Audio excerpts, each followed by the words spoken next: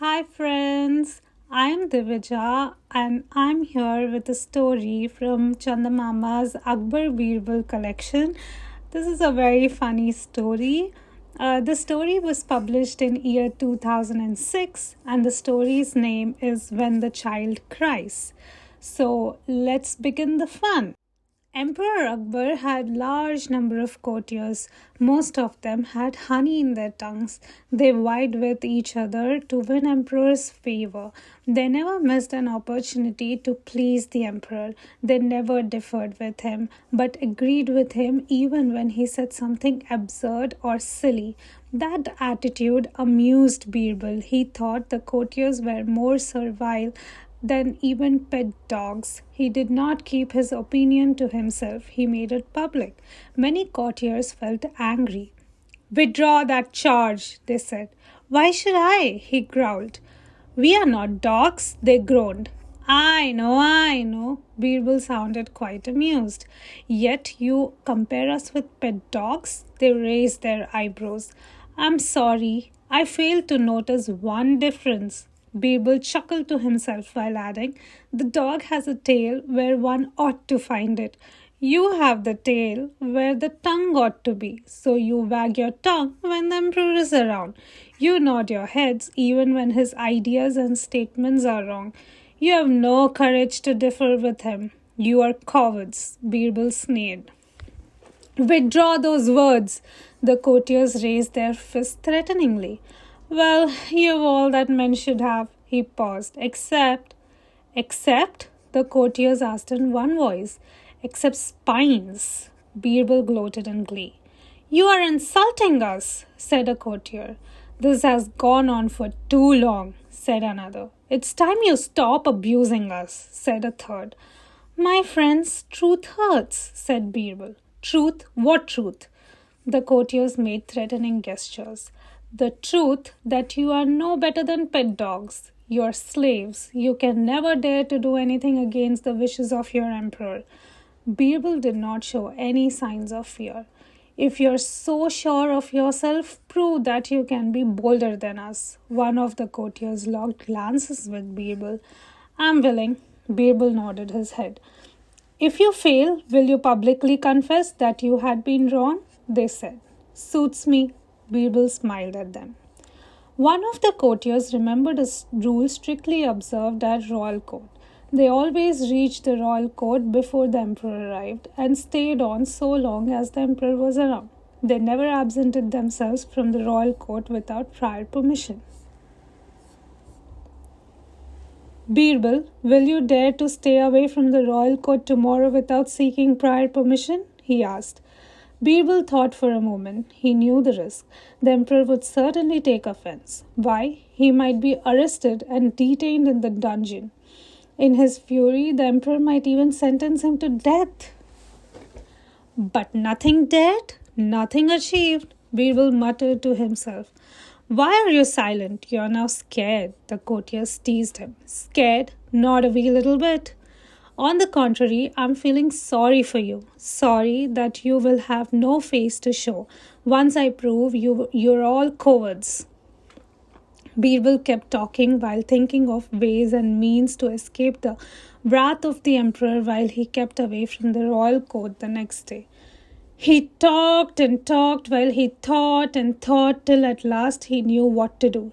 He held his head up and said, All right, tomorrow I won't be at the court when the emperor arrives. I would stay out without prime permission.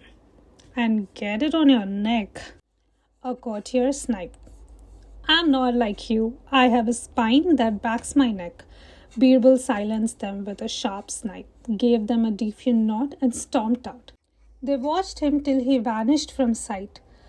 The fool, he's in for real trouble. The courtiers melted away, happy that they would soon see the end of Birbal's influence at the royal court.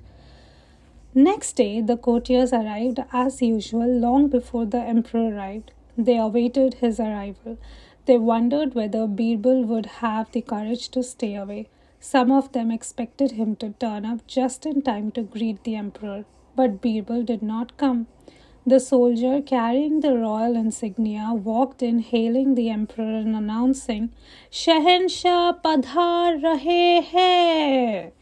Everyone at the court stood up. They bowed low while the emperor walked along the carpeted aisle between the seats meant for the courtiers, climbed the steps, and took his seat on the throne. He surveyed the court. All the courtiers were present, not Birbal. Where is Birbal? He asked. Has he sent a word that he won't be coming? No, Shahenshah, none that I know of. The official of the court stood up, bowed, and announced. How dare he absent himself without intimation? Send someone to his house. Tell him that he should appear before me right away. The emperor roared.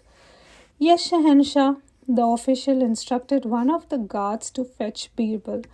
The guard left immediately. He returned an hour later, alone. Where is Birbal? The emperor asked. He said he would come as soon as his baby girl stops crying, the guard announced. How dare he disobeys my order? What sort of a nincompoop is he that he can't make a child stop crying? I thought him to be wise, that he had an answer to every problem. The emperor turned red with rage. The courtiers felt the heat and chose to be silent. Go, bring Birbal right away. If he doesn't come willingly, bind him and drag him to my presence, the emperor exploded. Some time later, Birbal presented himself at the court. He bowed to the emperor and waited. Birbal, the emperor surveyed him from head to toe, his eyes red with rage. Shahenshah, I beg your pardon. My little girl was crying and crying since morning. I was trying to make her stop crying. That's how I got delayed. I beg your pardon, Shahenshah. I erred by not turning up at the court in time, but I could not. The child won't let me leave. I'm afraid she's still howling, bringing the house down. Birbal explained why he was late. I thought making a child stop crying should be a child's play for you, Birbal. The emperor glared at him. The courtiers smiled at each other. They hoped that Birbal would not get away easily, that the emperor would punish him severely for breaking the rule. Alampana, Birbal lowered his voice and added, Once I explain the situation, you'll see my point. Go ahead. The emperor showed curiosity. The girl demanded sugarcane. I got a stub of sugarcane, cut it into small bits, and offered the pieces to her.